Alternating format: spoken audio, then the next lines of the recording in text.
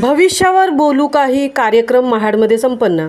काल गुरुवार दिनांक 8 ऑगस्ट रोजी महाडमध्ये डॉक्टर बाबासाहेब आंबेडकर राष्ट्रीय स्मारक येथे स्वर्गीय माणिकराव जगताप यांच्या जयंती दिनानिमित्त माणिक सन्मान पुरस्कार प्रदान सोहळा व अण्णासाहेब सावंत विशेष पुरस्कार सोहळा पार पडला।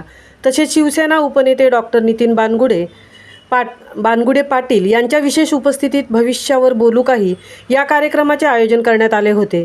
यावेळी महाडच्या माजी नगराध्यक्षा स्नेहल माणिकराव जगताप, नानासाहेब जगताप तसेच मोठ्या संख्येने महाडकर उपस्थित होते। महामुंबईसह मिलिंद खारपाटील, महाड।